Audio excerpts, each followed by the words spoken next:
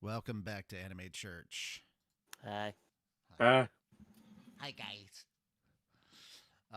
So we got a lot of different stuff to talk about. A lot of trailers, honestly. We're gonna talk about the quote unquote controversy with The Last of Us, or not The Last of Us, but How to Train Your Dragon live action series. Yeah, there's some controversy about this, and I think it's really dumb. I think the controversy is stupid, but it is what it is. Uh, but yeah, we had like a lot of trailers, and then a lot of Sony stuff going on. Like Sony and Kodokawa are doing a thing, or at least there's talks of them doing a thing. Apparently, a billionaire just showed up, so good for him. A little bit of Sonic 3 news, and some sprinkling of some video game stuff in there. Some video game stuff and a little bit of anime to talk about today. So that being said, let's go ahead and talk about the first thing. All three of us have officially watched this trailer. I just saw it said Mickey 17. I was like, what the hell is this? But the thumbnail had Robert Pattinson in it, so I was kind of curious. And as you go through this, you're like, okay, Robert Pattinson in space. Okay, interesting. And then I'm like, I don't understand what's so interesting about this. And then literally dude's hand gets cut off immediately. I'm like, okay. Oh, just a hand floating in space in a window. People are they burned his I body. would have laughed There's if the another middle finger just kind of came up. Oh, that would have been so on point. That would have been so great. Yeah. Oh, missed opportunity there. Yeah. So apparently this guy is a test subject for a lot of shit. Every time he dies, they make a clone of him. Mm-hmm. It's hilarious. Oh. Yeah, a hilarious concept. It's really funny. And then it turns out dude's actually still alive and they throw him into the lava anyway. All because he says, no, it's okay, go ahead. No, it's okay, go ahead. There's so many different ways this dude dies, and this is apparently Mickey number 17. It's so fine. that's yeah. It's fine. That's literally what he said. Just, it's fine. It's fine. They toss him in. I'm like, dude, this is so funny. I really want to see this. I went from knowing nothing and having no interest to this movie to being like, I fucking want to see this in theaters. Yeah. This is such an interesting concept. Guys, in a world where everybody says Hollywood is only sequels or remakes, please give this the attention it deserves. There actually is a lot of original movies that come out. You just don't see them because most of the time... You don't see the trailers for them because everybody's too focused on the remakes and that. Yeah. Well, I mean, there are the trailers that are out there. It's just that a lot of the time they don't get enough attention to be at all the theaters that are out there. So they hit select theaters. And those are the movies that they talk about at the Oscars that you're like, I've never heard of this. That's why. Yep. There's a lot of good content coming out here. So keep an eye out. There actually are movies out there that do, in fact, have original plots and outlines and stuff. And it's pretty cool. But yeah. Without giving... They do kind of give this away. Oh, best part the right trailer. here. Yeah, this part right here. He falls down into bed. He wakes up next to himself. Like, the fuck? Uh-huh. I love Like, that. Supposed to be dead. It's Oh, so the next funny. parts are so good. Yeah, it's like, yeah. So now he has to try and kill himself. Also, I really like that they're using "Ain't That a Kick in the Head." I know, Pretty right? good song. Oh, Mark Ruffalo's in it. Forgot about that. Oh man. Wait, is that a version of Mark Ruffalo right there? Yeah, it was. It was. Mickey's not the only one. Mickey isn't, man. Oh, yeah, Stephen Yeun. Yep. Yeah. Also a fantastic actor. Yeah. There's a lot of really good stuff. And Mark Ruffalo, yeah. Mm-hmm. And introducing Mickey. Mickey Mickey 1 Mickey through 1. 11. 11, 17, 18. I freaking love this. This is such a fun trailer. I was so here for it. Yep. Yeah. There can't be two of us. There can't be two of us. She's like, oh, I love how happy she is that there's two of them now. Mm-hmm. Anyway, you know where that's going. But yeah, this looked like a lot of yes. fun. What are your thoughts? What are you guys' thoughts? Would you want to watch this in theaters? Wait till it comes out hell on yeah. streaming? Like, where are you guys at with this? I would support this in theaters. Absolutely. This looks like a really fun original movie. So like, Yeah. yeah. Also, Robert Pattinson. So yeah. Oh yeah. This is like the second Warner Brothers film he's been in like the last few years because he did the Batman. well, technically you said last few years, so I was gonna say it was Yeah. like the 4th or 5th.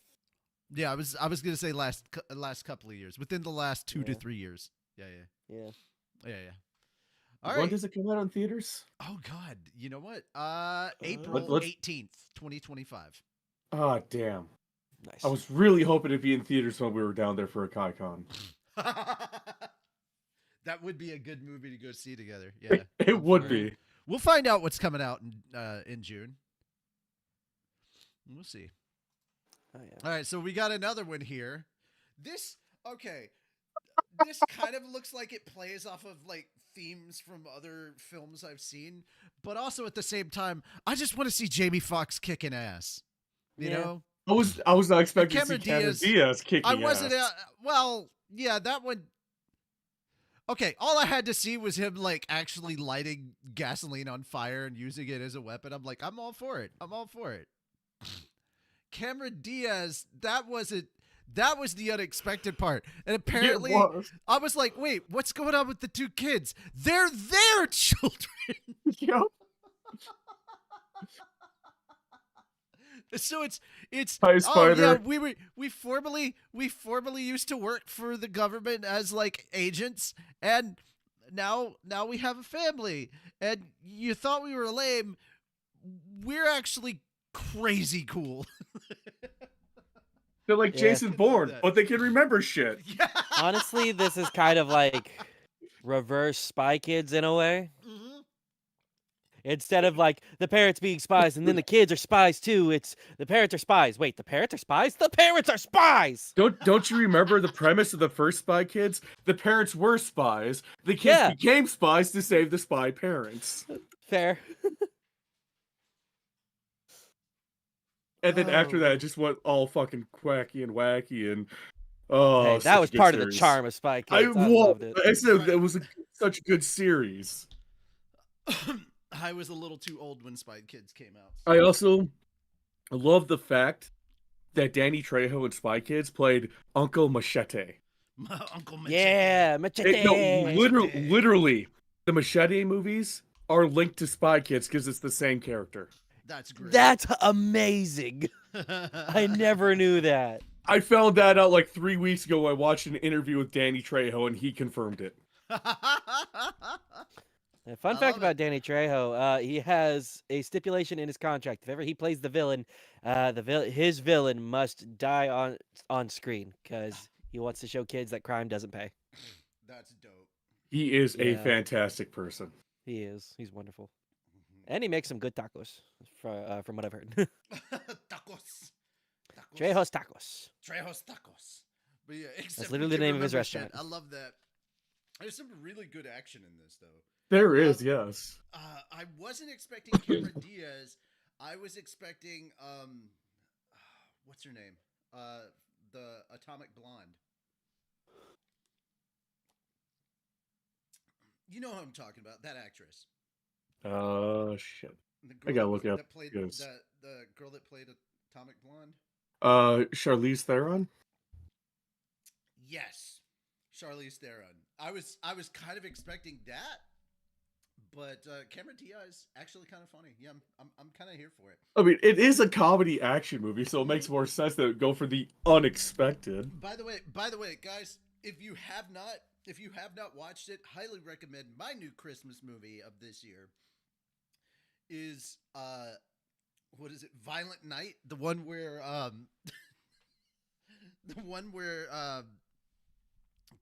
David Harbour is Santa Claus, and he just beats up a bunch of kidnappers. He just kills a bunch of kidnappers. Oh yes, that movie. Yeah, it's so I love it. it's nonstop violence, but it's full of holiday cheer. What do bad guys get? They get a lump of coal. They get a lump of coal. I freaking love that. But no, I do want to see Red 1 very soon. I've not heard good things about it, but I wasn't going into it expecting to like. I'm not expecting a masterpiece. I wasn't expecting a masterpiece. I was expecting to turn my brain off, eat some popcorn, and watch Dwayne Johnson beat the hell out of some people. Chris Evans makes some witty quips and all that. Right, right. And guys, I'm just saying, if you've ever watched the Fast and Furious franchise, let's be honest, no one's going there for the plot. You want to see fast cars and hot girls. I thought that was the plot. Nobody is there for the over the top story and amazing acting and all that stuff. Like we know what we're getting in for. It's like that meme. Hey, this guy watches Fast and the Furious for the story. See, nobody cares. Mm-hmm. All right, but yeah, this one's scheduled to come out in January, and they have to step back into that life. It's like riding a motorbike. I don't think they have to. From what I pick up on, they voluntarily. Yeah. You know, they take that. You know what this kind of reminds me of a little bit? It reminds me of Red, the girl that has the place in the Hamptons. She's like, I take the odd contract on the side. I can't help it. By the way, I love that movie. Red is so good. Mm-hmm. Retired Extremely Dangerous. That movie? Yes. Yeah, I thought so. My favorite character in that whole thing is John Malkovich's character. Oh, he's hilarious. She smells like Washington. Just pulls a gun on her immediately. You know what this means? Then later she comes back with a fucking bazooka. She called me old. Can I kill her now? Yeah. No, my favorite line from him is, you know what this means? I'm getting the pig. Yes. And then Pig just so happens to carry a revolver. Oh, no, it's not just a revolver. Oh, but it's beautiful, though, regardless. Yeah, damn satellites. Poop to that. Also, keep in mind, it's what's his name from The Boys? Damn it. I'm trying to remember. Carl Urban is in it. He's the CIA operative that's after them. You've got him. You've got Morgan Freeman. You've got John Malkovich. You've got Bruce Willis. I thought it was funny when they went in to get those top secret files. He just opens it and it's practically a fucking barcode. Mm-hmm. Cute haircut. Haircut was kind of cute. Also, I love how they just get into it. He's like, yeah, indestructible. So he just breaks the fucking wall made of sheetrock and opens the door that way. See? Indestructible. I'm like, what a smart movie. Also, I forgot that the guy that was playing the vice president in that movie was the dude that played Dr. Doom in the Fantastic Four with Chris. Yeah. Fuck. Not my favorite Chris. God damn it, Deadpool. Anyway, why was Thor crying? We need to know. Why was Thor crying? All right. Chris Hemsworth knows. This looks really fun. I can't wait to see it. It does give me vibes of Red. And you know what? That's a good thing, because Red was a goddamn fantastic movie. Mm-hmm. If you couldn't tell from the fact that we're quoting it so much, it's a fantastic movie. You know? All right. Oh, speaking of Deadpool, uh-huh. That just started streaming on Disney Plus. I know. I canceled my Disney Plus just in time. All right, so we got to talk about this. Let's talk about How to Train Your Dragon. All right. First, you feed it. Couple things going in. Number one, this is DreamWorks, so same company.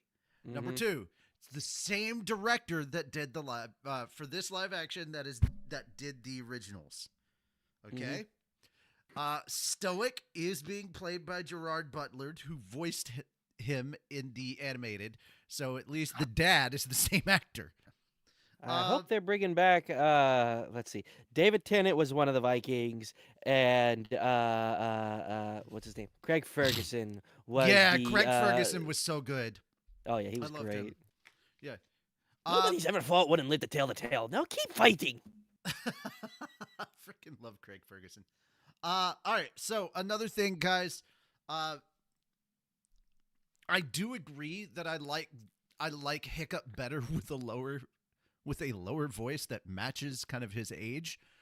When somebody that was reacting pointed that out, I was like, no, actually, yeah, no. If we just did it for that alone, it kind of makes a little bit of sense. All right. Obviously, we've watched the trailer. We've seen a bunch of stuff. We got the moment. Obviously, here's the thing. If they messed up the dragons, that was going to be terrible considering that they already have the models for the dragons. Because it's all they DreamWorks. needed to do was just make it more photorealistic. And but I will say this, that. I love this because like not only does he all right, so Toothless opens the eye and then the second eyelid opens up. And I didn't even think about that as a thing that a dragon would have in live action. And that was really good. Like, I'll say this, just Toothless alone is fucking fantastic. I would love to see that. Like, just like a whole thing of just like Toothless and Stitch and all the other like animated characters that you would like to see in a live action image together. Absolutely. 100% for it. If they had video clips, that's cool too. I watched the trailer and it feels very much on brand. Almost beat for beat with the actual original movie, which is very good. It's a very good thing. It sounds like we're in good hands when it comes to the live action kind of. You know what? Following Maybe the original DreamWorks story. can teach Disney how to do an actual live action. Yeah. All right. So. That's a good one, man. That's a good one. Like Disney would listen to anybody. Here's my first question. Did we really need Hamlet with animals? Secondly, did we really need Hamlet with animals, the live action? If you don't understand what I'm talking about, The Lion King is Hamlet with animals. For all those kids that sit there and go, Shakespeare sucks, and then they love The Lion King. I want you to know something. Technically, Hamlet with animals live action isn't even live action. It's just photorealistic. Yeah, it's not even live action. So here's that's why it's in the animated category. So here's the other thing, guys. This is the other thing. If you like 10 Things I Hate About You, then you just like an updated version of Taming of the Shrew. That's what that is. That's what you would be surprised how many movies that you probably saw and you enjoyed and you didn't realize they're just like updates or slight reimaginings of Shakespeare. Just throwing it out there. I know Romeo and Juliet's the one that he's best known for. Dude, even people back then when it came out gave the whole star-crossed lovers thing. Like, they didn't treat it like it was amazing. They were like, look at these stupid fucking kids. That's how they thought about it, and rightly so. So if you think that Romeo and Juliet are moron, idiotic kid characters, they are. That's how they were portrayed. You should absolutely watch West Side Story because, boy, is it the same, but also very different. You mean they actually Fred have Fried common Burger. sense? All right, anyway. Do what? You mean they actually have common sense? Somewhat, actually. All right, so that being said, Toothless looks amazing. The characters look, oh my God, just looking at Toothless moving exactly how Toothless moved. This looks so good. This looks so good. But we all had this one question after seeing it. We're like, yeah, this looks good. But why? Why? And we're going to get to it. The first look stuff came out, and we'll get to that in a moment. The music being the same, but like a more I don't know, like it feels more orchestrated than the original films. I don't know why, but it just has like, it's like they brought in more people for Probably the they probably orchestration? did I like don't a know. sort of a remake. I'm hoping it's actually the same guy doing the music because oh my god, Yeah, the that dude music's wrote some so good. bangers. Also, Unfortunately, I the love music the will little. never beat the video game award music. Why?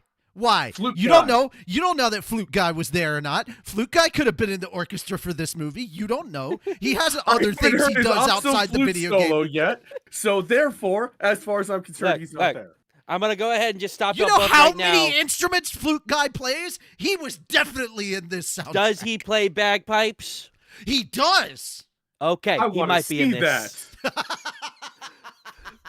Because like I love that's how one of the animated- biggest I takeaways love I how always had about the animated- music. I love how animated we're getting about this whole thing, even though we're like, why? But also, I like it.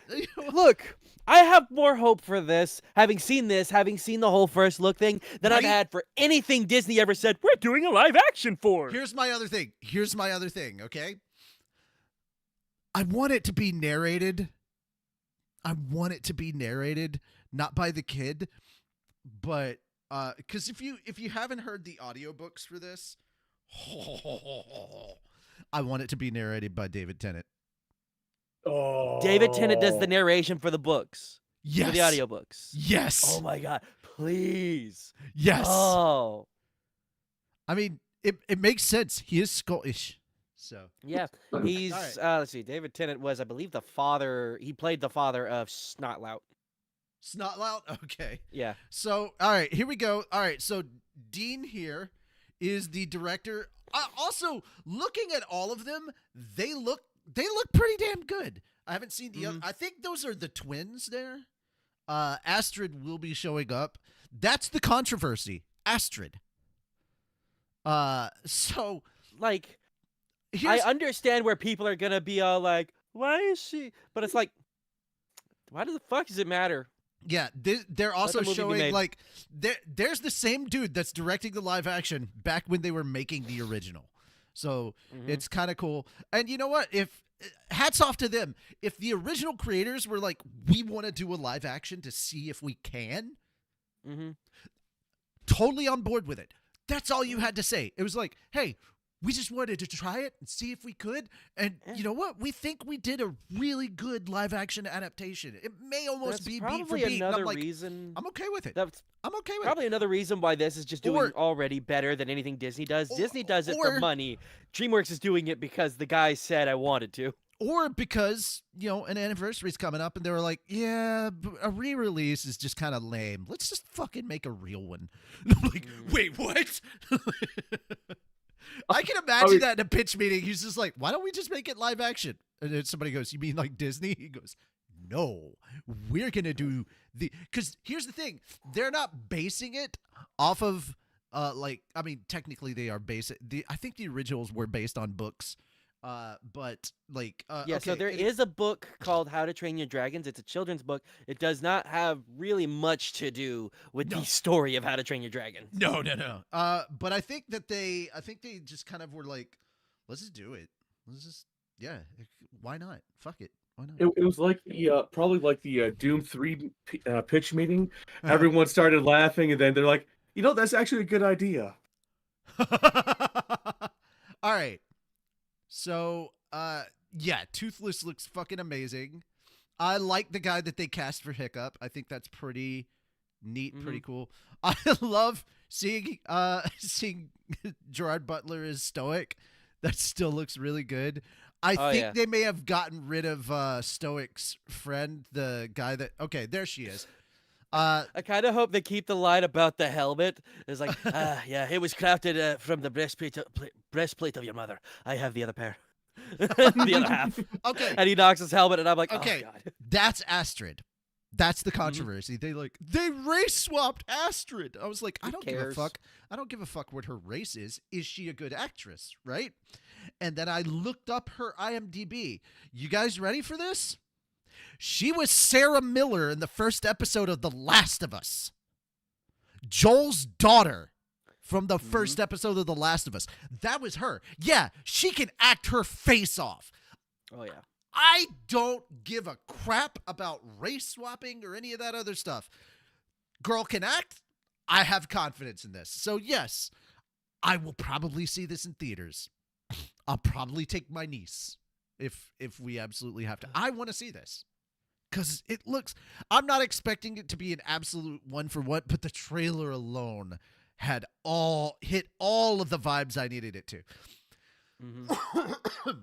And also that shot of seeing all those dragons does look amazing. Right? Especially if you go through it frame by frame, you actually see. And here's the beautiful thing about that. Guys, they already had all the assets they needed, so they didn't have to create anything from scratch. They didn't change the models, they just changed the textures to make it look more realistic. Literally, they just updated the textures, and I'm the so Natter here is still for the it. Natter. The Zippleback is still the Zippleback. You can tell what they are just by looking The at twin them. head is still the twin head. Yes. That's the Zippleback. All of them are there. All of them are there. Something's telling me they're doing this in Unreal. It Could could be. Yeah. Mason Thames, that's the kid playing Hiccup. I think that was good casting. Honestly. Really good casting. And I like how they teased him. They were like in a meeting, and then they just told him, we think it'd be great if you played Hiccup. Like made him think that they didn't get the part, and then told him to be Hiccup. Oh, okay. I see who the twins are. Yeah. Okay. The twins are interesting. Okay, so they do have a really good shot if you just go a little bit more forward of all of the main kids together. And okay, Nico Parker. Fish legs. When I saw her just kind of like on camera talking to them, I was like, she looks familiar. Why does she look familiar? And they were like, oh, she's Astrid. I'm like, okay, cool. But why does she look familiar? And then I IMDb'd her, and I was like, oh shit. Here's the funny thing. I was like, why does she seem familiar? What have I seen her in? And all I could picture was the first thing that popped in my head was her smiling, that big ass smile with the eggs in her teeth and all that stuff from like when she was messing with Joel in that scene. And I could not place what it was from. All I saw was her smiling with the eggs. And then I looked it up and I was like, oh fuck, that's where she's. Jesus. That's like one of her earliest roles. Holy crap, dude. Good stuff. Also, just a fun little fact since we're on the topic of The Last of Us, sort of. Yes, the two Joels have most definitely met, and they are absolutely fans of each other. So. So yeah, Troy Baker and Pedro Pascal have both met and chatted, and they are fans of each other's work. It was so funny to hear Troy talk about how he met Pedro, and he was like, "I have so many questions for you," and Pedro was like, "I have none for you." He's like, "I know you know this character really well." It's just like I love that, but he was like. He was like, instead of questions, I just want to geek out about a couple things. And he was like, please. And I was like, oh my God, that's so cool. It's like they were the best of friends for the longest of time. Yeah, they were like, dude, they are comrades in arms, considering they shared a character together. But yeah, Astrid here, I love how happy she looks that she got the role. Like, oh man, yes, does not quite look the same. Deal with it. I mean, if you thought we were actually going to get one for one, like everything, it wasn't going to happen. And I mean, you know what? Rough Nut and Tough Nut in the OG are thin as hell. Tough Nut is a thicker lady now. Yeah. And I think that's okay. Also, guys, I want to point out that, like, while she is of mixed race, she is light-skinned. So it's not like they changed it all that far. Good Lord, people, calm down. Oh, yeah. Even if they did, it's not like this show has like, this amazing lore. That's why they have this reason. Look, he is in there with the big ass mustache and everything. Yes. He is there. Oh, wait. Is that Craig Ferguson? I don't know if it's Craig Ferguson. Please let it be Craig I can Ferguson. tell if I see his face. I need a shot of his face, damn it. It's a side view. You know, when they're walking in, they got Astrid in the front. Also, the costume looks pretty 1-for-1. So everybody can just calm the hell down. Oh man. So really I'm hope it's taking a Craig look. Ferguson. It does not look like it's Craig Ferguson, which is sad. But if it is, If it is, they probably did some makeup work. Yeah. I mean, this just looks really good. I'm here for it. I'm here for all of this. All right. Now let's compare this adaptation, this live action adaptation, to another one. Do we have Guys, to? Yeah, we do. We do. Oh. I will say this. The bee looks adorable.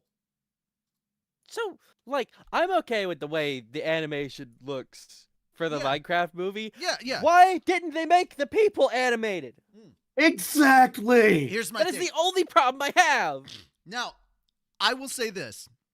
This trailer, infinitely better than the last one. Oh, infinitely, yeah. yes. but Yes. Way better trailer. That That it being still does said- not make me want to watch it. That being said, I now have enough interest that I would pirate this movie. I would not pay for it on streaming. I would not get it on demand. I would not go to a theater to see it. I still this is what I heard. Oh God. I heard recently that on the Something Witty server, they were having a movie night and they watched the Borderlands movie, and it's literally just Carrie Oh. whipping the shit out of the movie. Like, Oh, I wish I was there. Would have been there for that. it was so interesting. But yeah, I need to All right, join their so server. But I didn't also, even know, I still wasn't I aware that there love- was I love that the way this starts out is as a child, I yearned for the mines. one. I'm like, The- this makes Oh. no sense. Whatever. Okay, Steve, weird origin story. It's a meme. That is a meme line. Is That is it? a meme that is gone. Yeah. Yes. It's like, look at my new baby. Can you hear him speak? He yearns for the mines, sweetheart. We must let him live his life. That is a meme. Like the whole know what? thing Guys, about here's the- Minecraft All is right, that children play it wanting to go to the mines. that is so Yes, true. That's we so true. yearn for the mines. Also, I want to go ahead and point out that the only thing that this was missing was the Diggy Diggy Hole song. I swear to God, if it has that, Here's the especially thing. the Windrose version, oh, Here's the thing, guys. Here's the thing. This movie is not at all taking itself seriously. And And it's that's okay. because it's not taking itself seriously, that kind of is what makes it work. Like yeah. it is goofy on purpose. It's not meant for like adults. You know, it's not supposed to be like have a high themed thing. Like this is marketed for kids. This is marketed for kids. Sadly, there's a whole generation who are adults now that did in fact grow up playing this game that are now like, the fuck is this? Yeah. Keep in mind, I was an adult when Minecraft came out, and I still played it because Minecraft is fun. Speaking Yes, of great. which, we're going to make a Minecraft world that is not connected to Fat Dog at some point. I know we Okay. are. We're just going to do... Because I would like that. Also, And like, can it please be modded? I like modded. that would be fine, too. Here's my issue. I am stuck. I have been in Power Wash Simulator for hours on one fucking map. And no, it's not the shoe. I already finished the shoe. Yeah, the shoe was easy. Which map is it? The firehouse. Firehouse. Oh, did you clean hate the that big building in the back? Yeah, I've already done that, dude. I did. Inside and Okay, out. I'll tell you the best. Yeah, everything. No, the firehouse took me 3.5 hours, and there's like 2 walls that have tiny little specks left at my 99%. I'm trying to fucking find them. I realized that if I'd had other people with me playing Power Wash Simulator, it would have gone so much better. It would have. But Yeah. I use Power Wash Simulator when I'm like listening to books or podcasts or something. I But, did Power Wash Simulator listening to all of Rifty Beat's Lo-Fi Dragon Ball soundtrack. Hell yeah. It was so But good. you do know that there's a little white bar in the corner that every time you look at a wall or whatever, it shows you how clean it is, right? I did not know that. Yeah, Yes. I I learned have- that I have recently two too, and I was office like, walls. this makes my life so much better. All that's left is 2 office walls, and I don't know which one. Oh, also yeah, another so thing, all you gotta do Richie, is just go around, look at each one. Yeah, Oh, it's And not just even find just them. that, Moon. You can pull up the menu, like where it breaks it down, like you Hey, have this section here that has this hey! percentage. Don't you go pulling me up. Well, if you go to the checklist, it's like you have the fire tower here with 100%, or this with 99%. If you select it and press, I think A or whatever it is to highlight it, it will sit there and pulse the wall that needs to be cleaned. Nice. Okay, thank you for that. Okay. Tell me about that after, because I'm gonna need it after. Yeah. Okay, I I will. As much as we've been ragging on the Minecraft movie and its casting, I have to say one thing. This guy playing the miner right here, the miner, get out of here! There has never been a more perfectly cast person. That man has miner written all over him. Like, he looks like he stepped out of a Looney Tunes cartoon, like the perfect miner kind of character. That's quality casting. Why couldn't they be that way with the rest of the movie? See, my favorite part of the entire trailer. I do like Jack Black as Steve. I don't like any of the others, but I like Jack Black as Steve. Like, that was perfect casting the moment I heard it. I just thought it was going to like, be animated. Like, here's my thing. Him as Steve actually, like, talking about stuff, like, because we actually learn more about Steve in this trailer, makes me actually like Steve and the character Steve and the casting of Jack Black. It did that. It made the Minecraft movie look a little bit better, and it made me, like, not question the casting of Steve. Mm-hmm. Yes. All right. First off, Spider, you're spelling that wrong. He's a miner. It's an O-R, not an E-R. So, wrong. No, ER is the correct miner. No, technically, no. A miner as in, he's a miner? Looks so old, though. And I'm like, no. Miner as in, like, age is O-R. I did not catch that the first time. Apparently, there's a point where Jack Black rips the arm off a zombie and beats it. Yes, he does. There's some actual good stuff in here. Also, look, just having him dressed up as, like, the character with the pickaxe and everything, that's cool. I like that. I know that it's probably contractually in there that Jack Black will not shave his beard. Steve doesn't have a beard. So Steve has a 5 o'clock shadow, but also who gives a fuck? Yeah. And I like that he's just mining, and he finds the cube and something happened. Dude, okay. So I have to make the joke. Guys, we now know that the Minecraft world runs on Energon. Duh. I thought it was the Tesseract. No.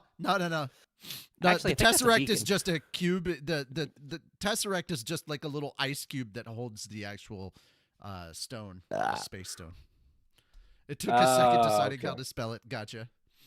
But okay, I will so say, it's not the Allspark. the actual Minecraft world itself looks good. Like, photorealistic kind of Minecraft world here looks freaking amazing. So I want to hats know off. where his helmet went. Yeah, well. Oh, yeah. I guess we'll probably watch fell the off or movie and something find out. I guess we'll have to at watch some the movie point, to find out at some point. I'm But not okay, seeing it, so dude. that bee right there, that looks good, like the little fuzz yeah. on the bee and stuff.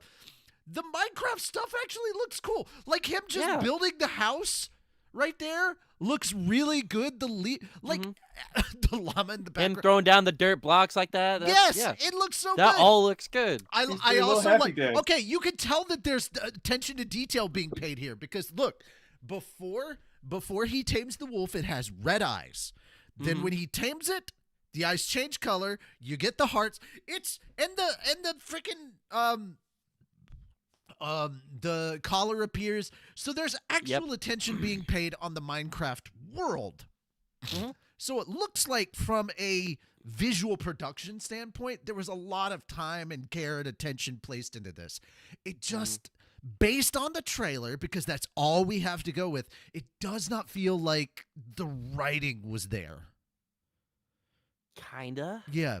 Was this written by a studio during the writer's strike? Is that what happened? Like, That could be. Jesus. But I will say, the writers do have some things going for them because, like, there's that one point where Jason Momoa takes out the Ender Pearls, like, what is this? Jack Black explains a little bit, and then he's like, yeah, whatever, throws it behind him. He appears, he, does the teleport thing, and then Jack Freaks Black's out. sitting there like, and that was my only one. Yeah, because I Ender have Pearls felt are rare. that. Yeah. I have felt that because I've accidentally, it's like, finally, an Ender Pearl, right click. Fuck! All right, to tell you, when they're actually talking about Minecraft stuff, when it's actually related to Minecraft, it's fucking good. It's good. Uh-huh. But then they're like, how do we get these characters into the Minecraft world? And it just felt like they had the weakest reason. Again, based on the trailers. Movie could actually be better than we think. I'm hoping it is, but I'm not holding my breath. I'm just saying. I do like the whole idea of like Jack Black's character. Jack Black's character was like a big time gamer like 20, 30 years ago. Wouldn't it be funny if he was the kid from The Wizard?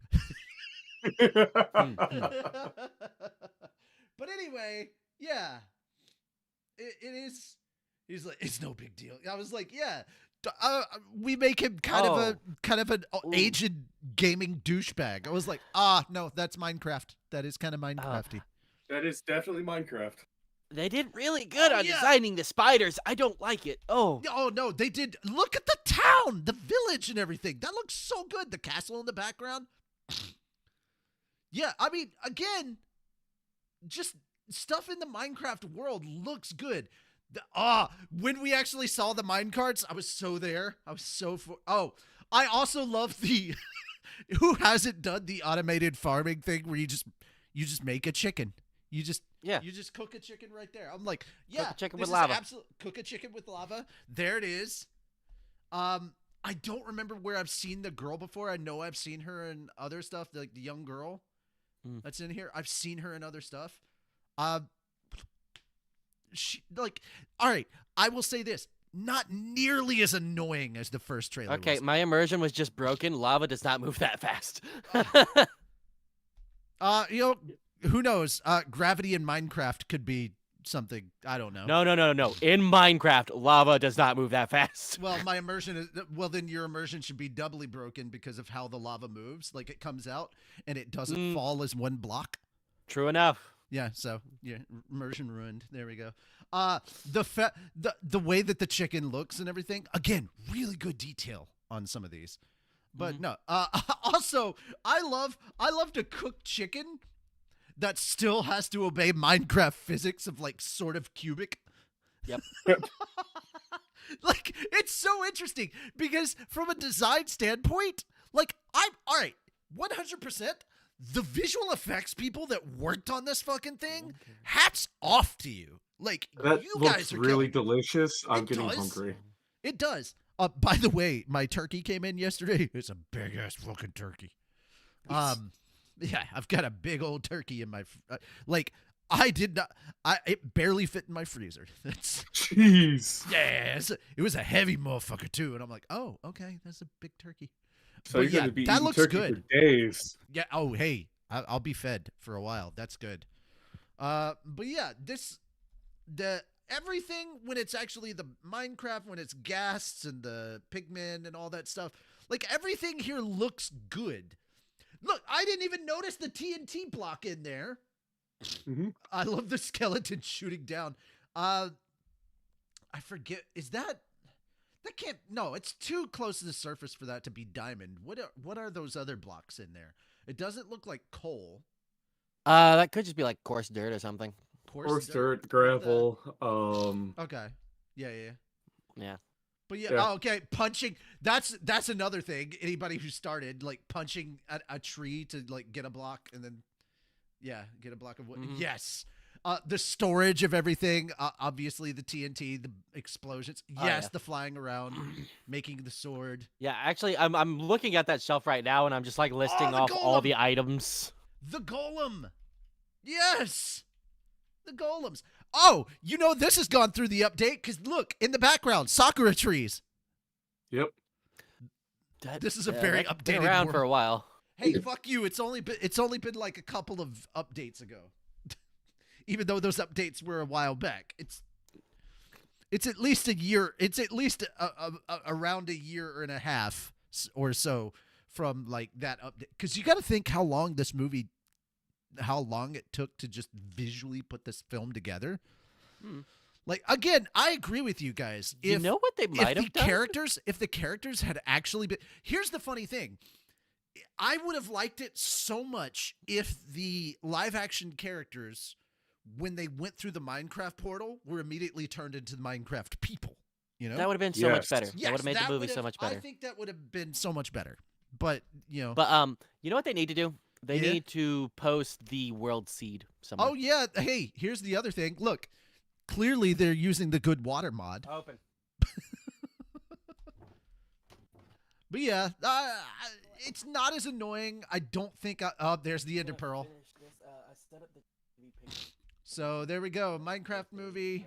Oh yeah, when it turns dark. Yes, the skeletons and the zombies actually look kind of intimidating now. Yeah, they look good. They look damn scary. Like, this is just. Okay, that's the other thing. It's like, how do you do the facial animation and how they design their faces and everything? Like, that's good. Like, again, the visual effects team on here, just hats off to the VFX team. I just noticed They those look zombies good. also had enchanted bows. Yeah. So 100% the Not zombies, skeletons, but yeah. this 100% hats off to the VFX team. If anything, But I will watch the this spider. movie. Ooh. I will watch this movie for the visual effects to support the VFX team. This is really good work. So the movie could be ass, but at least the VFX are phenomenal. Mhm. Yes. Got to give it to them.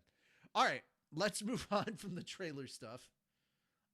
So okay, any Sonic the Hedgehog stuff, I immediately am handing to you, Moon. So have fun with this.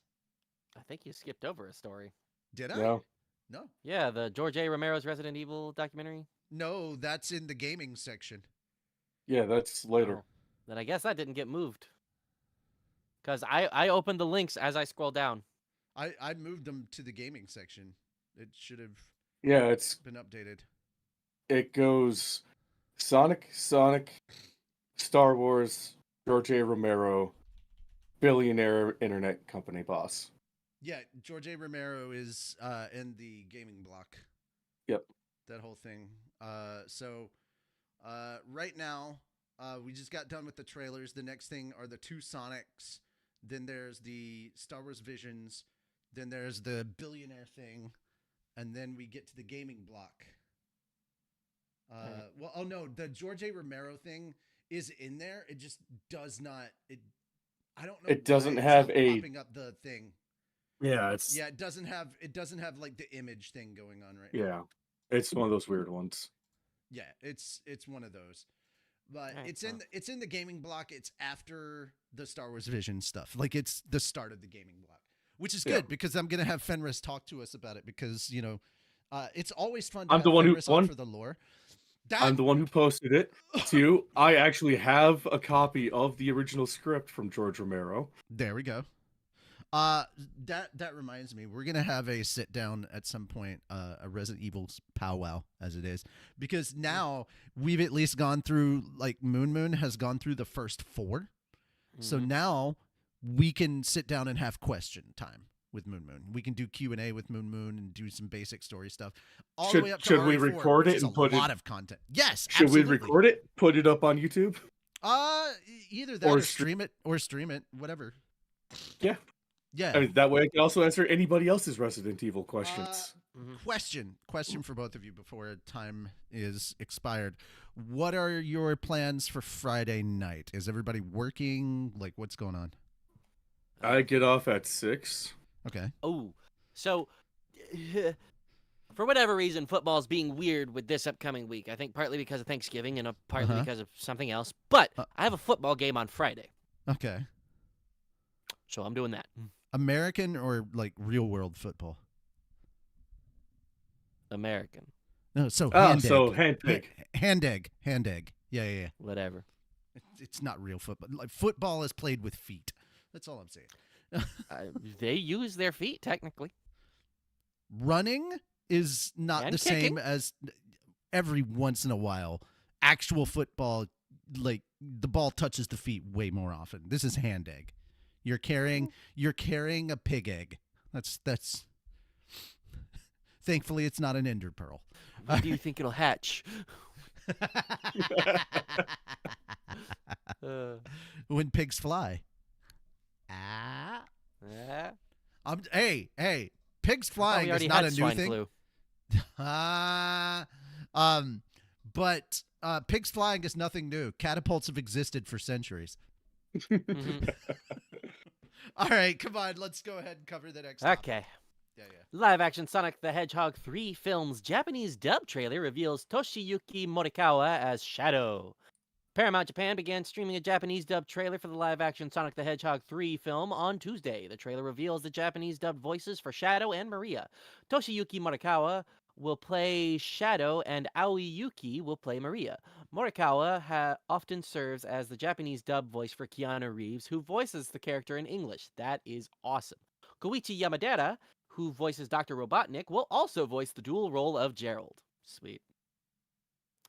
The dub cast members from the first film are also reprising their respective roles for the new film. Jim Carrey will reprise his role as Dr. Robotnik for the third film. Wait, what? For the dub or for the what?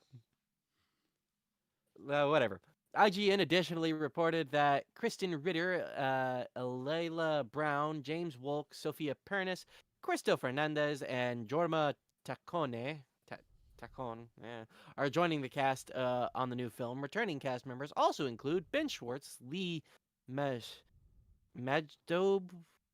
Idris Elba, Colleen O'Shaughnessy, Tom Butler, James Marsden, and Tika Sumpter.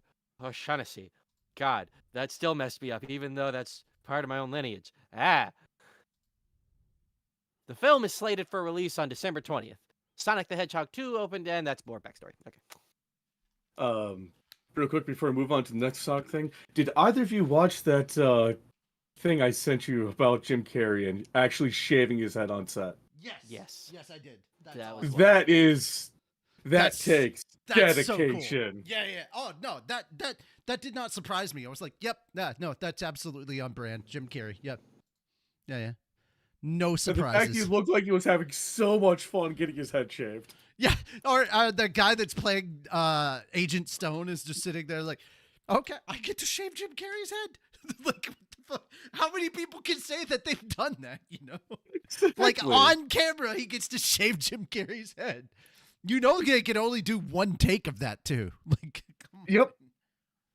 They had to. I guarantee Jim Carrey had to stop himself from making so many jokes. All right, moving on. Are we moving on to the next Sonic story? Give me a second. 1,000. One more. One Mississippi. Good boy. Okay. Good boy. Listen here, motherfucker. I'm listening. Get over here. I'll show you who's a good boy. Harder, Daddy. Okay. Live-action Sonic the Hedgehog 3 film reveals new poster. The live-action Sonic the Hedgehog 3 film revealed a new poster on Monday. The poster features Sonic, Shadow, Tails, Knuckles, Dr. Eggman, and a new character from the trailer. Keanu Reeves is joining the cast as Shadow the Hedgehog, and yeah, we already know the rest of that. Yeah. If you see the trailer, basically it's like, hey guys, here's the poster. Shadow's on a motorcycle for poster! some reason. All right. So let's finish the last little bit. So Star Wars, Lucasfilm has announced that Star Wars Visions is getting a Volume 3 in 2025 to feature 9 shorts from new and returning Japanese animation studios.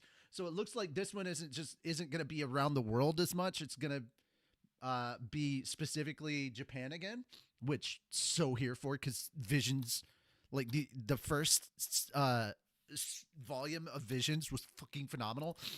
Guys, this looks cool. Let me just throw out a couple here. Production IG, which, guys, if you have not seen Haikyuu, what the fuck are you doing?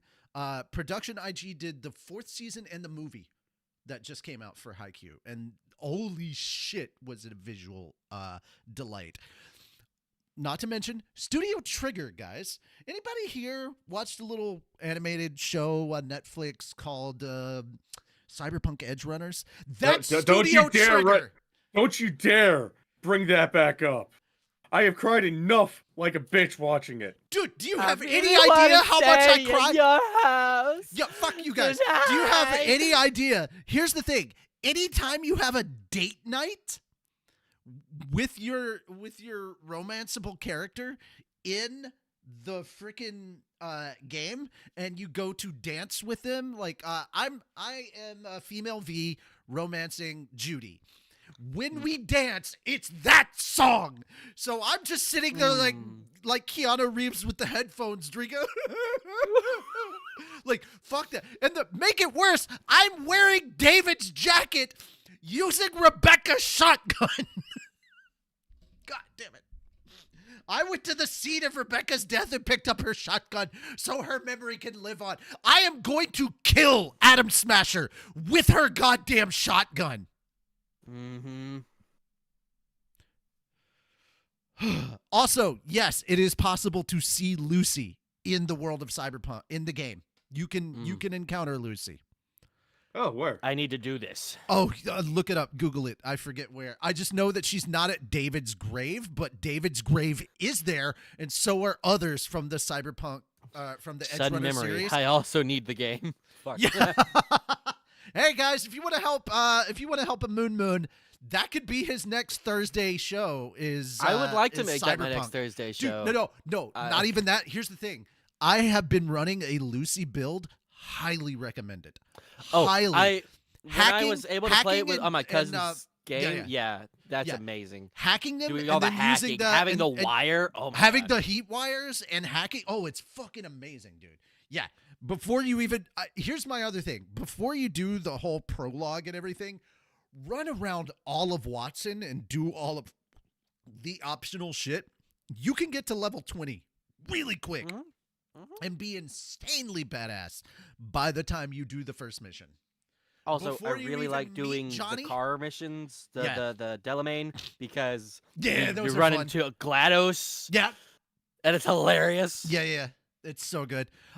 So lastly, I will say that if you haven't done so, 100% check out. I know it's long, but there's an 1.5 hour long video that is literally the lore of Cyberpunk, leading all the way up to 2077. Mm-hmm. So yes, they also lightly touch on the Edge Runner stuff, but actually understanding the difference between everything and knowing how old the son of a bitch is that is responsible for Arataka, like knowing how old he is. Arasaka, not Arataka, but knowing how old the guy from Arasaka is, and knowing the backstory of Johnny Silverhand makes the game so much more interesting. Like before knowing all that lore, I didn't give a fuck about Johnny Silverhand. I'm like, oh, this annoying rocker boy terrorist dude. But once I learned about his past, I mean, to be fair, still a rocker boy terrorist asshole, but like I actually understand why he is the way that he is. And so before I was like, fuck Johnny, get out of my head. I want my V to live. This point, I'm like, fuck.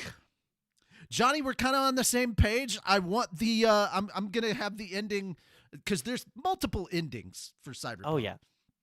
I want the ending where Johnny goes behind the black wall and leaves me to my body, even though I only have like a limited amount of time as V after that ending. But like you part on good terms and like you and Johnny become friends basically. Like there's so much shit. Oh, I still need to finish Cyberpunk. It's so good. But anyway, yes, Studio Trigger. We got Polygon Pictures, Project Studio Q, Wit. Come on, guys. Wit Studio. Holy shit. Like, these are some juggernauts in the anime industry. I can't wait to see what they do with this. Trigger Production IG, I think have done some stuff before, and I know that Wit has because Wit put out a fantastic one. Guys, if you have not watched Volume 1 of Star Wars Visions, please do. It's literally what happens when you give some of the best studios in Japan just a license to play in the Star Wars universe. And they don't have to give a fuck about timelines or match anything in the Skywalker saga. Just here's the universe, play. Phenomenal. Fucking phenomenal shit. Oh, especially that first episode with the old school samurai feel that's all in black and white, and then suddenly the only things that are in color are the fucking lightsabers. Oh, it was so good. Your lightsaber's red. It's red. It was so good. But yeah, I'm here for more Star Wars Visions. I didn't get a chance to watch Volume 2. I need to. But yeah, how are you guys feeling about this? Let us know in the comments or in the chat. And for the two of you, what do you guys think? Have y'all seen Visions? I haven't actually seen either. haven't. I would highly recommend watching Volume 1 at the very least. Yeah, just based on my description of give some of the best anime studios out there just fucking carte blanche to play in the universe in the Star Wars universe, and they don't have to adhere to any timelines. None of it has to match up with any stories out there. This is kind of like the a only what if reason scenario. I haven't watched it is just because I either haven't had the time or I was trying to watch through or binge through, honestly, something else every time I thought about watching it. And honestly, probably some of the craziest action you'll ever see in Star Wars.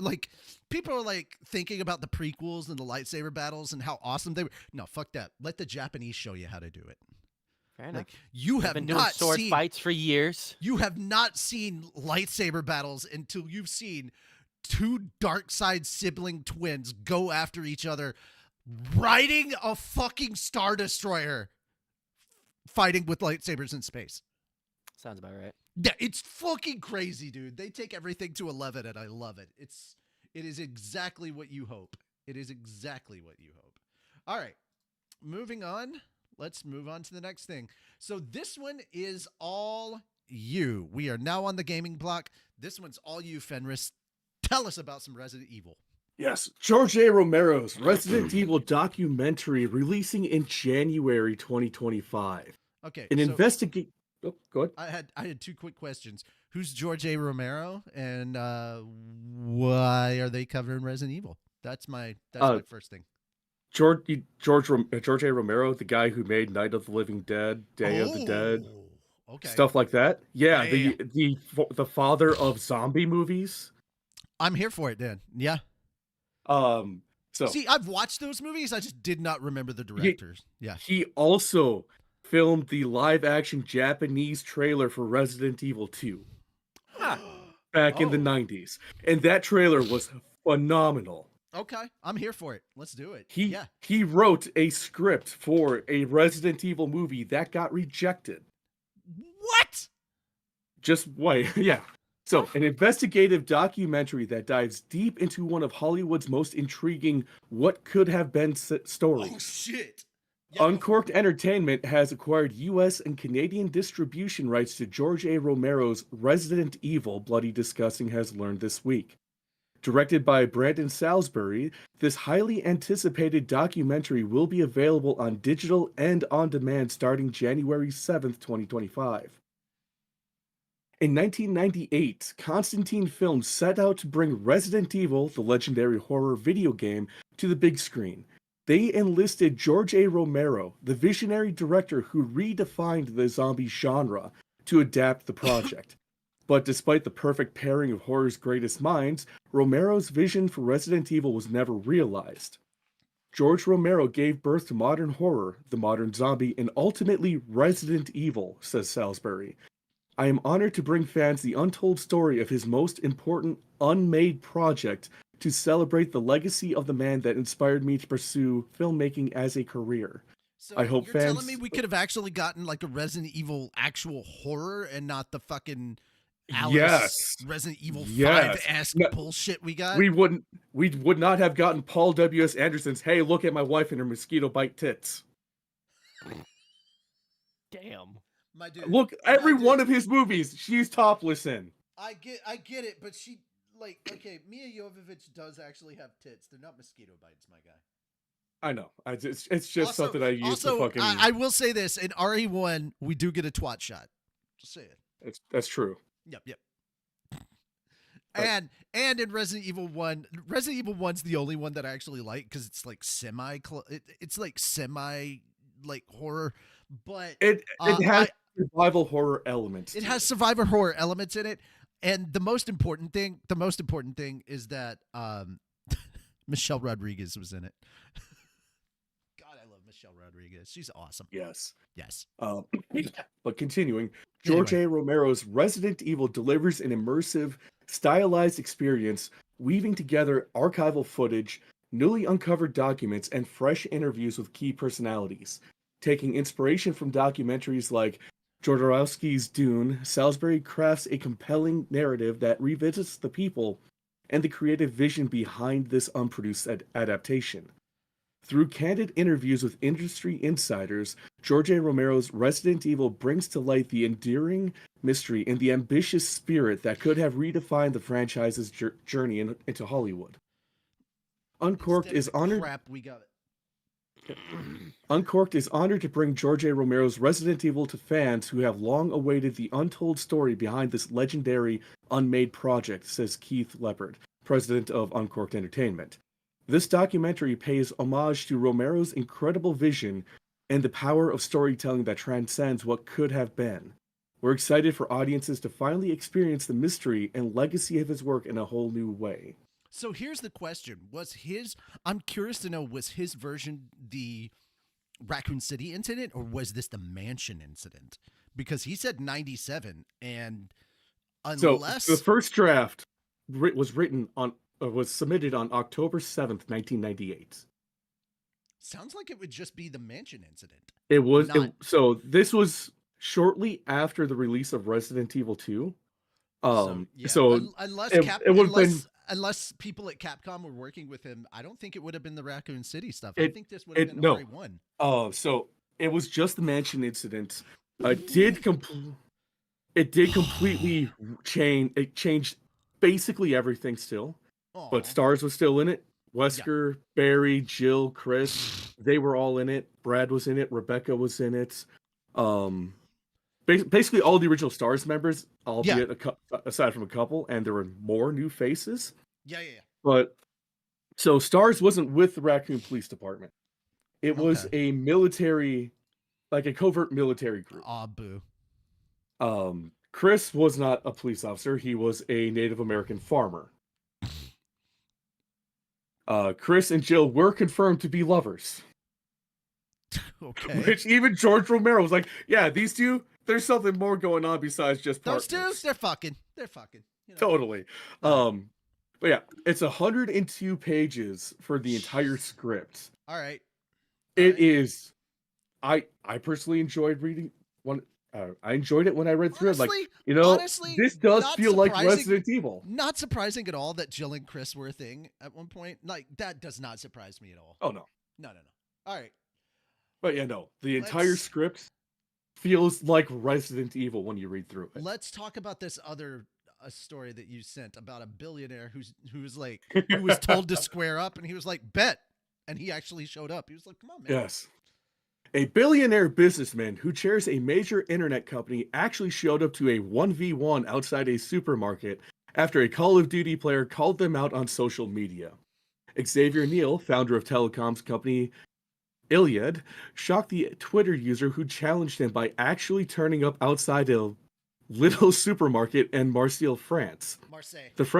Marseille, thank you. The French internet company Mogul is the chairman and Mogul, whatever, is the chairman and guy in DC. is the chairman and majority shareholder of Iliad, one of the biggest telecommunications companies in the world, based in Paris. When Call of Duty player Jimmy BLLT sent out a post on Twitter calling out Neal, he would never have expected a response. Xavier Neal, I hate you and I propose a 1v1 in front of the little on Rue Marseille, the COD player said, but he got much more than just a simple response.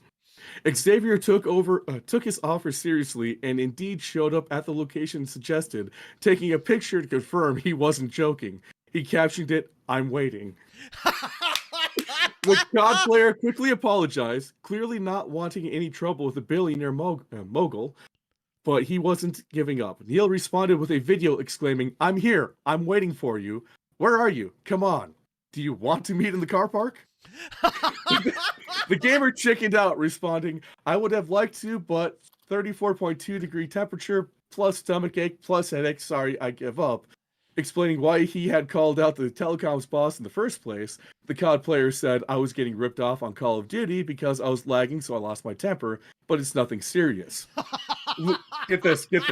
Little themselves also got in on the action, posting, "Please come and pick up the man who has been tweeting since this morning in front of the store on Rue Saint and Marseille." To be exact. Yeah, this dude is a net worth of $7 billion. And the dude is old as fuck, and he's still like, "Come at me, bro. Square up, motherfucker." We need more fucking CEOs and billionaires like this guy." Yes, seriously. All right, let's move on to our last bit of gaming news. Yeah, Final Fantasy VII Rebirth, which I still need to finish. Elden Ring, which I will never play, because I need tutorials sometimes in my games. I can't. Astrobot games win a Golden Joystick award at the 2024 Golden Joystick Awards. The Golden Joystick Awards 2023 ceremony announced this year's winners on Thursday. Square Enix's Final Fantasy VII Rebirth game won the best soundtrack. Yes, it deserved, and best storytelling. Deserved. Cody Christian won best lead performer for his role as Cloud in Final Fantasy VII Rebirth. Wow. And Brianna White won best supporting performer for her role as Aerith in the same game. I can absolutely understand. I remember watching Brianna on her Strange Rebel Gaming channel before, like, all this Final Fantasy stuff. Yeah, it was crazy. Also, I loved watching her actually play and get very emotional when when Aerith first popped up in the game. And she was like, "Oh my god, it's finally here!" Like, that was so cool. From Software and Bandai Namco Entertainment's Elden Ring game's DLC expansion Shadow of the Erd Tree won the award for Best Game Expansion. Sony and Team Asobi's Astrobot game won Best Audio Design. The Steam Deck OLED won Best Gaming Hardware. Game Science's Black Myth Wukong game won Ultimate Game of the Year. Okay, I've been hearing nothing but good things about Sung Wukong, Black Myth Wukong. And yes, I know it's technically a quote-unquote Soulsborne type game, but I would play it.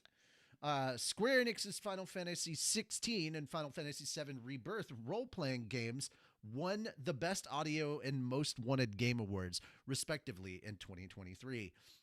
Ben Starr also won the Best Lead Performer Award for his role as Clive Rosfeld in Final Fantasy XVI, which, honestly, I need to finish playing.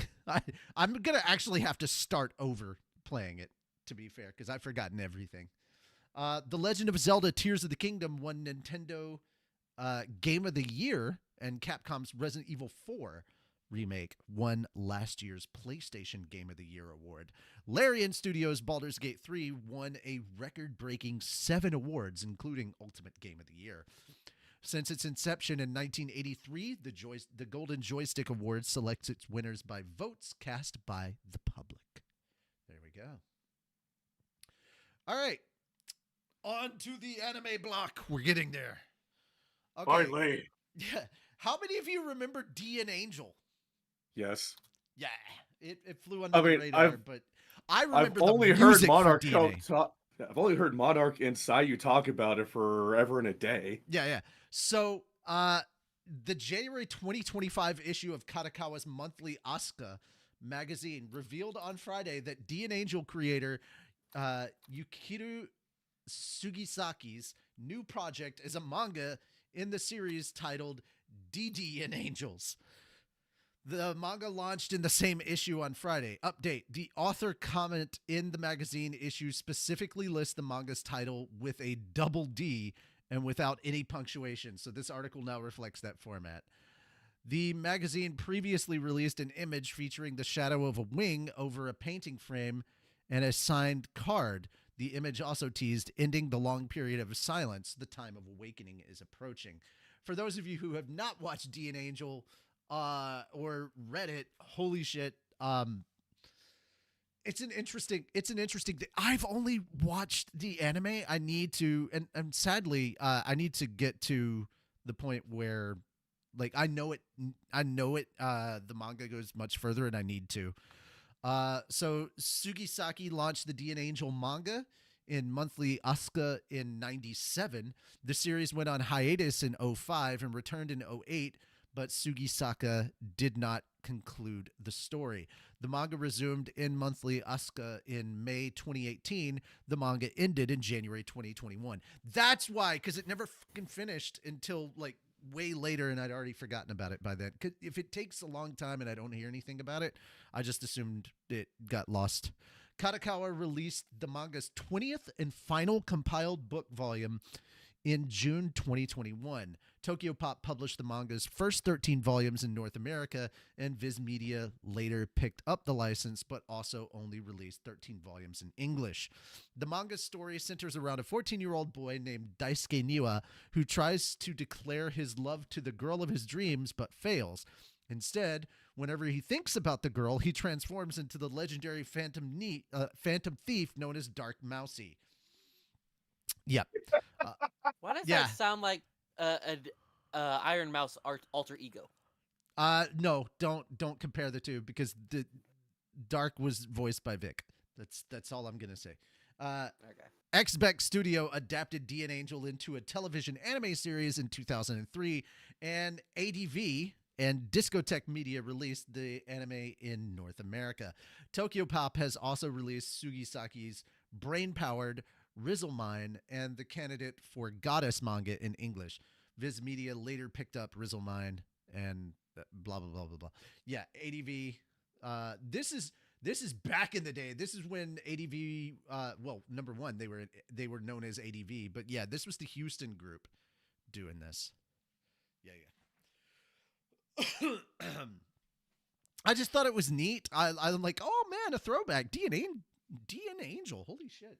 I didn't even know that the manga had ended, and so now it's getting a sequel. I'm like, oh, okay. All right, so 11 anime staffers are chosen to go abroad for Global Anime Challenge. These Japanese directors, animators, and producers will intern at studios around the world. The Global Anime Challenge announced 11 candidates for its Work Abroad project on November 15th. The candidates include 3 animators, 3 producers, and 5 directors from the anime industry. Finally, the GAC candidates have been selected and announced, said the tweet. Yuki Ito, an animator, Makoto Kimura, producer, Mana Kudo, animator, Takashi Koide, director, Keiichiro Saito, director, Shiko, a producer, Keisuke Shinohara, director, Kaoru Tanimoto, animator, Takafumi Nakame, producer, Ayumi Moriyama, director, and Yusuke Yamamoto, director. I will say, for the animators, I hope they get paid way better in the places they're going. Yes. 100%. After several months of rigorous selection process, a total of 11 people were selected. We will introduce them one by one, which they did. The GAC website has published a short introduction or resume for each candidate. All right. So I just thought that's pretty good. Getting some more worldly experience on their belt. This is pretty cool. I didn't really have anything else to add to this. I was just like, that's neat. You know. So there we go. Who remembers Full Metal Panic? Fucking love that show. Yeah. So this may be a spoiler for all of us because I've never finished the original Full Metal Panic. Apparently, there's a Full Metal Panic family novel. So yes, there is. The Twitter account for Kadokawa's Dragon Age magazine announced on Wednesday that Shoji Gato's Full Metal Panic family light novels will get a manga adaptation by Ohige Kamisori, beginning in the magazine's January issue on December 9th. The new story is set in the present day, about 2 decades after the climax of the main story, which I never got to finish, and I so want to, which concluded with a volume published in 2010. The sequel follows the daily family life of the main leads, Sosuke and Chidori, now all grown up. I'm saying it the Japanese way, but in my head, she's Chidori. Cause like, my dude, I grew up with Full Metal Panic Famofu. Yep. Which is just the best. I'm wondering if Sosuke is still the same. Like, he thinks everything is a terrorist incident. I hope so. Knowing Because that him, would be yes. amazing. Also, Oh. sweetheart, please remember to take your Glock 9. Why? Just in case. You never know what's going to happen. I think it'll be okay if I leave it here. Okay, but there's also a hand grenade in your bag. Please don't set it off. Why? I fucking love Sosuke. Also, guys, if you only saw the first anime series for Full Metal Panic and you didn't see any of the sequel series that they put out, holy shit. Also, please There's understand one. something. Please understand something. Lucy Christian, who voices Nami in One Piece, is Chidori. Is Chidori from Full Metal Panic. She voices her too. Like, you have not lived until you've heard bloopers from Full Metal Panic. That's all I'm saying, my guy. I actually need to see the bloopers. I've seen all of Full Metal Bonta-kun! Panic, but I need to see the bloopers. I mean, I've watched the bloopers for Full Metal Alchemist, and dude, those were great. Oh yeah. The original science fiction battle story began with Kaname Chidori, a girl who enjoys fame and notoriety in her high school for her striking personality. She is unaware that numerous groups are targeting her due to her being suspected of as one of the Whispered, a group of people with special abilities. The counter-terrorist unit Mithril sends elite soldier Sosuke Sagara as her bodyguard, posing as a high school student the entire time. The original Full Metal Panic light novel series debuted in 1998, and Fujimi Shobo published the series' 12th and final volume in the main series in 2010. The novels have more than 11 million copies in print. Tokyo Pop published the first 4 volumes in English, and J Novel Club retranslated and published the entire main story in 4 omnibus volumes. I need that. I need that right there as my next audiobook. I want fucking Full Metal Panic. Can we get the voice actors to come in and narrate too and reprise their roles for the audiobook? Because god damn it, that would be awesome. Sad. The franchise inspired the 24-episode Full Metal Panic TV anime series in 2002, the 12-episode Full Metal Panic from Mofu TV anime in 2003, and the 13-episode Full Metal Panic the Second Raid TV anime series in 2005. By the way, please understand that when Full Metal Panic the Second Raid came out, that was the first time I heard like an anime English dub drop the F-bomb. And they didn't just drop the F-bomb. By the way, this was back in the day, Funimation. So this was crazy. A Funimation project where not only did a villain drop the F-bomb, but he dropped the F-bomb multiple times while savagely killing a motherfucker. And he wasn't voiced by Samuel L. Jackson? No, he wasn't. No. And he was like, you're a fuck up, and you fucking up, you fucked up, and now I can't let you fuck up again. And he's just literally stopping a motherfucker to death. I was like, somebody had fun in the booth. Yeah. Absolutely. Additionally, the light novels inspired the Full Metal Panic the Second Raid video anime episode in 2006. Gonzo animated the 2002 series. Kyoto Animation, Kyo Annie animated the 2 sequel series and the video anime. A new television anime Gonzo still a titled Full thing? Metal Panic Invisible Victory premiered in May 2018. Saw that as well. Crunchyroll streamed the series as it aired in Japan, and Funimation streamed in English dub. So guys, this is like, if you have not checked out Full Metal Panic, please do. I need to get my hands on the novels so I can actually get the full story and find out what the fuck. But yeah, if anything, watch Fumofu. You don't need to know anything about Full Metal Panic at fucking all to watch and enjoy Fumofu. Fumofu is kind of its Fumofu's own thing. hilarious. All you need to know is there's a guy who's a military maniac, and he's a bodyguard for this kind of adorable girl. And Fumofu is literally just the daily high school hijinks they get up to. And I love how the student council president is like literally on board with almost everything that happens. That he So- like, dude gets a letter in his shoebox. It's a love letter. He thinks it could be an explosive, so he goes and he detonates the fucking shoebox with a high grade C4 explosive.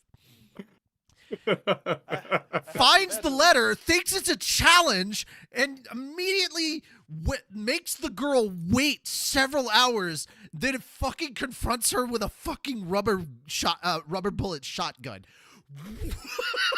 Yep. Also, when he goes to the student council president to explain why he blew up everyone's shoe locker, he gives a very succinct and precise explanation as to why. And the student council president goes, I see. No, that makes absolute sense. He's like, God damn it. I fucking love Fumofu. It's so good. Unfortunately, I've actually reached the point in time that I kind of need to leave. I was hoping things would go a little bit faster, but we took I'm a lot sorry. longer on the whatever it's called. Well, wait, we had a lot the- of fun stuff to talk about. Yeah, it was so much fun. But I do need to go ahead and go. I will go ahead and give my quick anime thoughts. For Blue Box, I gave it an 8 out of 10. It was really cute, but also all the feelings, because, oh my god, my boy lost. Oh. Okay.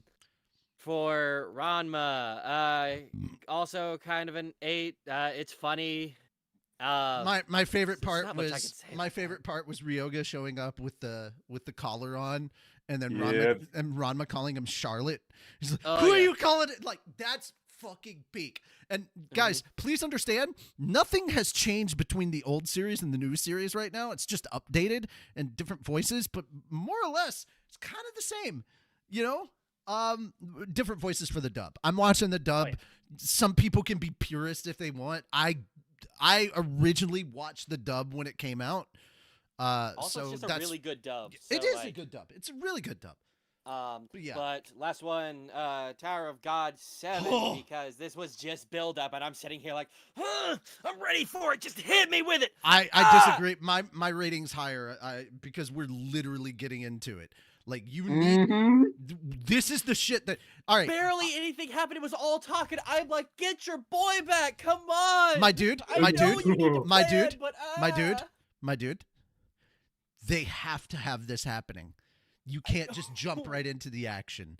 Also, I know. motherfucker, if you think that now everybody knows that he's bomb and that he's alive, that she is not showing up, you are out of your goddamn mind. We are Oh, about to get the 100%. Princess of Jihad moment, baby. And it's so funny. They think that it's so funny that Fug actually thinks that their plan is going to work out the way that, even if everything went the way that Fug was hoping it would work, literally, he would not be turned into an ignition weapon. Oh, no. Bob is too fucking powerful. They don't understand that. If you think for 1 second that Bomb is not going to make the Thorn his bitch, you have not been paying attention. Mm-mm. He's about to talk down that inanimate object, and he will win. No, it's literally like it mixes with him and he goes, oh, no, I understand our relationship. I'm subservient. Yep, I am your weapon. I was like, yeah, goddamn right. No, but right. that's kind of a brief synopsis. There we go. On to the next Okay. stuff. Thank you for coming by, Moon. Of course. Bye, Moon. All right. So, My Hero Academia's manga's final volume adds 38 pages of new content following original ending. So, yeah, they announced it on Twitter on December 4th, and then all this is background. But yeah, the 42nd and final compiled book volume will include 38 pages of new content that take place after the original ending. Shueisha will publish the volume in Japan on December 4th. So, as somebody who actually read the entirety of the manga and was there for all of it, week to week on Shonen Jump's website, shameless plug, go support them. It's pretty cheap. Anyhow, Yeah, I'm down for this. I can't wait. I'm not gonna go around what I'm gonna do is I'm gonna wait for the full box set, the 42 volume box set, and I'm just gonna buy the fucking box set. So that's but yes, I want these extra 48 pages. My Hero is a really good story. It's not like my top like so many other people have it, but it's really good, and it there's a reason why this carried shonen after like Naruto and Bleach disappeared, and this was considered part of the new top 3. It's fucking good. That's all I can say there. That was basically it. All right, so the live action Cells at Work film clips contrast a healthy and an unhealthy body, and I thought that was pretty interesting. So you got Cells at Work and Cells at Work Code Black, all in the same film. All in the same film, basically. The staff for the live-action film of Akane Shimizu's Cells at Work, which, by the way, if you have not watched it, do yourself that big favor. Do not let this you will anime learn not be... so much about there's biology. So much. Yeah, there's so much that you will learn about your own body. To just think that there's an entire living city or major metropolitan thing going on inside your body. It's kind of crazy. Manga unveiled 2 new videos for the film on Thursday. The first clip below shows the healthy high schooler Nico as her red blood cells deliver oxygen, her white blood cells and killer T cells protect her from bacteria and disease, and her body pumps adrenaline, endorphins, and dopamine while she's with her crush.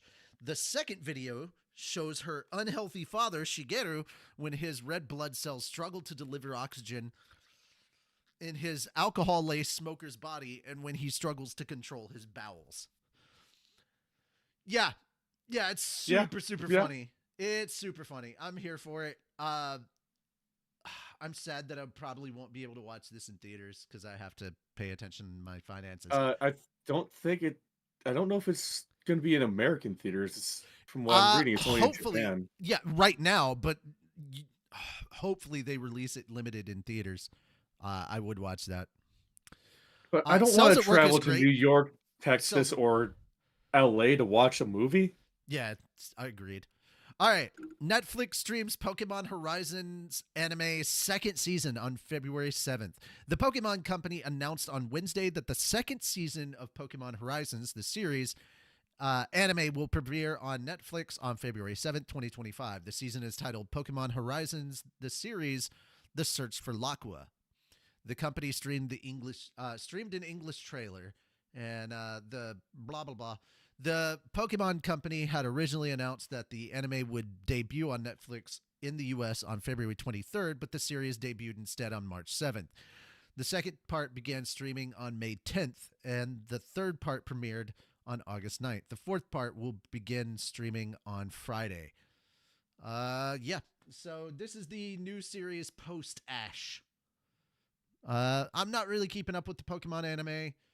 It never really was, to be fair, but... I watched the first 2 seasons back in the day. That was it. Yeah. I know some stuff. I saw the first Pokemon movie. That was good. And I love the soundtrack for it. All right. Like, I've watched the guy who sings the Pokemon theme song. Mm-hmm. I've watched him in his American outfit, which is, typical American. And then I watched the music video of him singing in the Japanese, and dude, his outfit, especially his tie, fucking amazing. All right, guys, let's move on to find out what Reuters is talking about in the Sony and Kodokawa stuff. Fenris, this was your story. You get both parts of this. Take it over. Reuters reported on Tuesday that Sony is in talks to acquire Kodokawa. According to Reuters, 2 sources familiar with the matter, the talks are ongoing and a deal could be signed in the coming weeks. Sony declined to comment to Reuters on the acquisition talks, and Kodokawa said it cannot give any comments. Sony already has a 2% stake in Kodokawa and a stake in its subsidiary From Software. Aniplex is a subsidiary of Sony Music Entertainment Japan. Animation studios A1 Pictures and Cloverworks are subsidiaries of Aniplex. Sony's Funimation Global Group completed its acquisition of Crunchyroll from AT&T on August 9, 2021, after the company first announced the acquisition in December 2020. The purchase price was $1.175 billion US dollars. Okay, And the this is all proceeds backstory we've covered. that part. I think we covered Yeah, that this is they all were this is all launching an backstory academy. stuff that we've Okay. technically covered. So And then we got an update to it from Yep. Kodokawa. Kodokawa released a statement on Wednesday in response to Reuters' report that Sony is in talks to acquire them. The company stated that although there have been some articles regarding the acquisition, this information has not been announced. Kodokawa confirmed that it received an initial letter of intent for acquisition of its shares, but no decision has been made at this time. Man, I need to drink. I'm having a hard time reading. The company will make an announcement if there are any facts that should be announced in the future. According to Reuters, to sources familiar with the matter, the talks are ongoing and a deal could be signed in the coming weeks. I already read that part from the last one, read that one. That's all more background information. This is all the same background stuff. So Why? Yeah. Like, it's just a copy paste of the first one to the second one. Because Oh my word God. count is how they get paid. That's why. You fucking Yeah, yeah. bastards. All right. So yeah, we have no other information other than like right now There's it's kind talk. of rumor. Yeah, there's talks. That means nothing at the moment. So we'll know more hopefully within the next Hello? set of weeks. Okay, good. I thought my internet cut out on me for a second. All right. You get the last one. Of course I do. Yeah. in Ben. in much of a disappointment for many Gunpla fans, including my brother. Yeah. Bandai Spirits announced on November 13th that it is increasing the prices of several plastic model kits and other items next April. The Bandai Hobby site detailed the price changes in which products would be affected, such as the high-grade 1/144th RX-78-2 Gundam from the Gundam The Origin version. Above, Bandai Spirits noted that it has tried to maintain the prices of its plastic models for over 4 decades. However, the cost of raw materials, packaging, and logistics have risen recently. The company also said, "We have taken various measures to maintain prices, but there are products for which it is difficult to maintain the current price system." Bandai Hobby's site also listed when and which sellers would be affected. For general retail sales, some products sold from April to June 2025. Products with revised prices from July 2025 onwards will be announced quarterly on the Bandai Hobby site.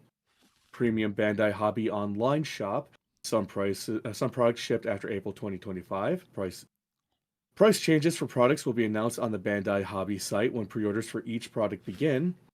Gundam-based limited edition/event items. Some products sold after April 2025. Price changes for products will be announced on the Bandai Hobby site quarterly from around February 2025. Among the products affected by the new prices are several Gundam plastic model, or Gunpla, items, weapon and armor options for 30-minute missions, LED units, Toy Story 4 Woody and Buzz Lightyear, figurized I know, right? Figurized Mechanics Doraemon and the Pokemon Playmo Collection 21. I don't even know how to pronounce that. The full list is available online. Bandai Spirits noted that some of the items it sells has been on sale for over 4 decades. Bandai Spirits stated, "We would like to express our sincere gratitude to all our fans for the continued support over the years. We will continue to strive to deliver safe, secure, and high-value added products to our fans around the world, and we appreciate your understanding." All right. I'm just glad I have a backlog that's going to probably keep me busy for the next 3 years. All right, guys. So that's going to be it for the anime news. And now we're going to move on to talking a little bit more in depth about the anime for this week. So, spoilers ahead for this week's episodes of Blue Box, Ranma 1/2, and Tower of God. If you have not watched the newest episodes for that, we understand if you step away. And we appreciate you guys coming and listening to us talk about some of the nerdy news that's going on this week. We will be back next week with Anime Church, and we will be doing a Fun Friday thing. But yeah, I mean, Thanksgiving stuff is going to be Thanksgiving stuff, and it is what it is. Yep, and hopefully next week I can actually read properly. Never.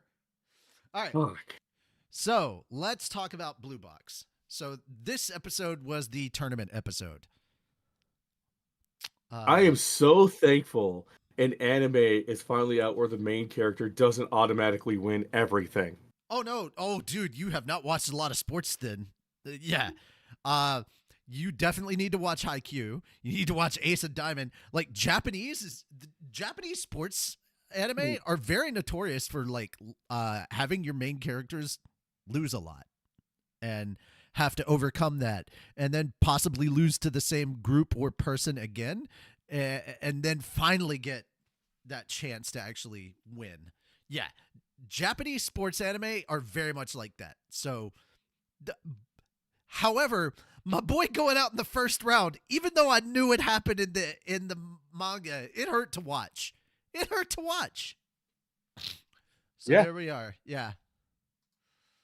Especially after he put up such a big fight against in the doubles against the best in the country. Yeah. Or the best in the prefecture, whichever it is. And to be fair, the kid that he lost against was actually somebody really good too. Here's the thing. Our boy is not bad. If he hadn't got such crappy luck with like the not seeding, but the roster, the tournament the roster. brackets. Yeah, the bracket. If the brackets had been in his favor, he probably would have gone far. But unfortunately, the guy he played in the first round was crazy good. And from the best place from one of the best schools for badminton or whatever. But yeah, seriously, yeah, it sucks and it is what it is, but I also like how much they're both encouraging each other. That's nice. So, yeah. I'm hoping next episode she finds out that he lost and tries to comfort him. No, she did find out that he lost. No, the singles. Oh, okay, gotcha. Yeah. Because I know she found out that he lost the doubles and she wrote an encouraging thing in his notebook. Mm-hmm. But he does not tell anybody in this episode he lost the singles. I cannot talk about anything as far as theorizing because I actually read the manga and I know. So I know what's going to happen. So I just let you guys have the fun of theorizing because it's more fun that way. All right. You want to talk about Ranma? Let's talk about Ranma. Oh, ratings. Oh, for yes. Blue Box. Yeah. Blue Box ratings. I give it a 9, honestly. Definitely a 9, dude. It was a very entertaining episode. Right? Even if, yes, he lost, it was still good. All right. Definitely a 9 here. Definitely. Anyway. All right, let's move to Ranma 1/2. This is the weakest arc for me from the series. I was having a hard time paying attention to this episode. I hate these characters. But then I remembered. All right, so I remembered the kiss, and I remembered the moment where Ranma changes back to boy, goes in there, beats the crap out of the guy, and he's just sitting there like frozen, and everybody starts drawing on his face. That's probably the most memorable part. And then of course there's the Ryoga thing with hey Charlotte, who you calling Charlotte?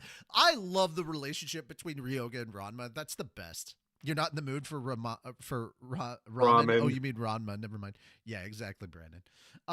But yeah, I don't know. This is kind of like it's one of the weaker arcs in the series, and these characters are very forgettable. I forgot that the girl just steals cute things, and that's how the whole Pichon thing happens.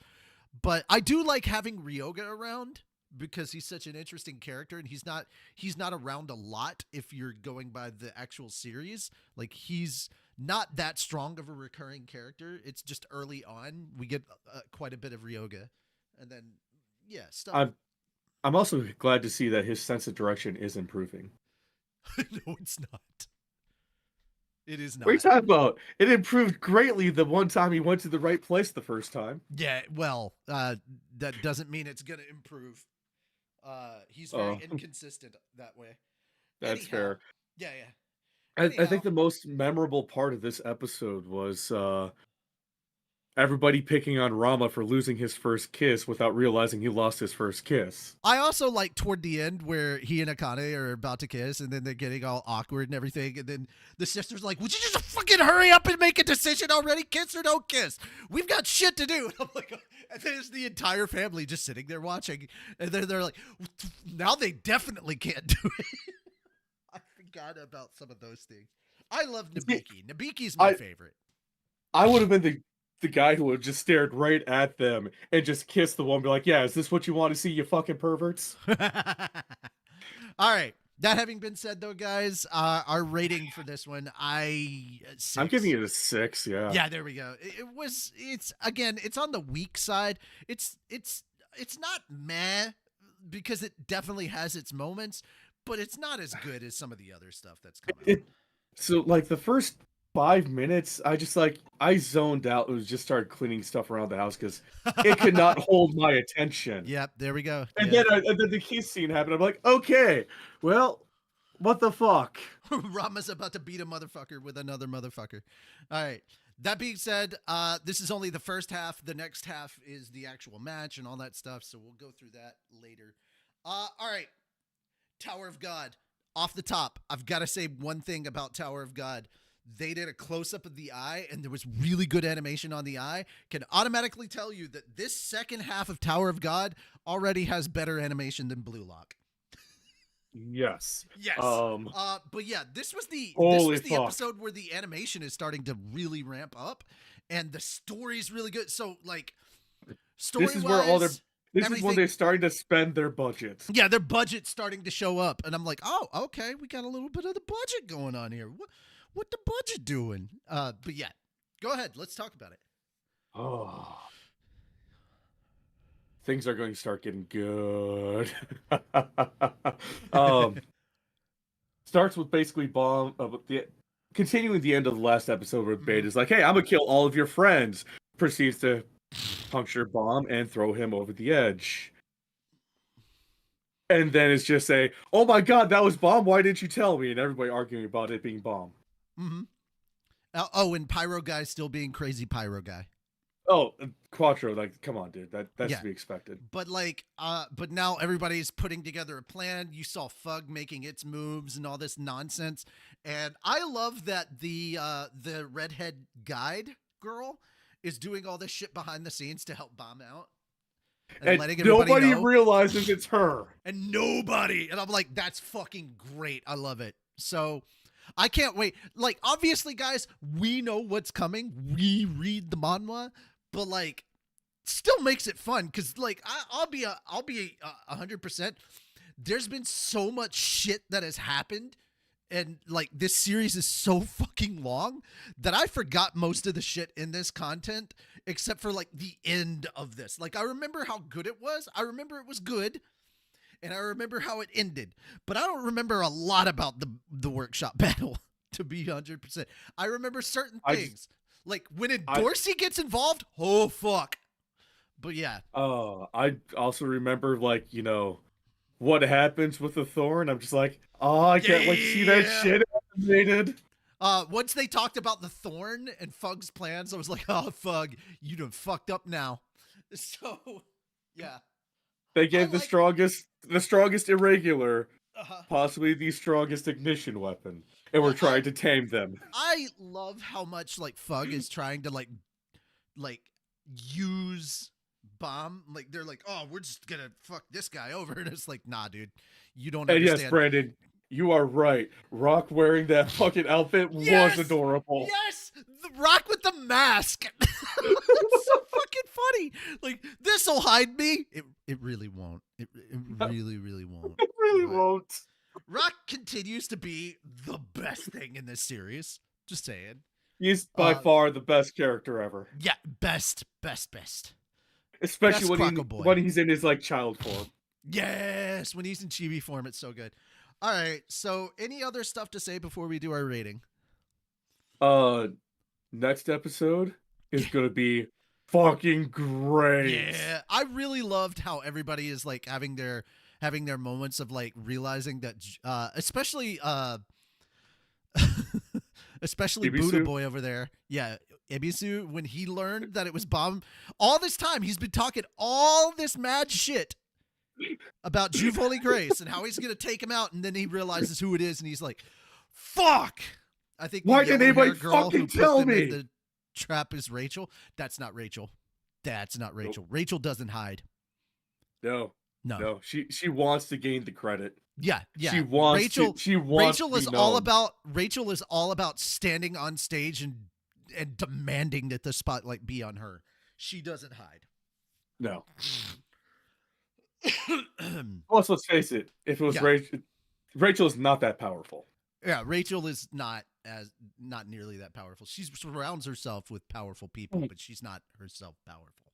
No. That being said, I gotta give this one an 8. It's definitely ramping up.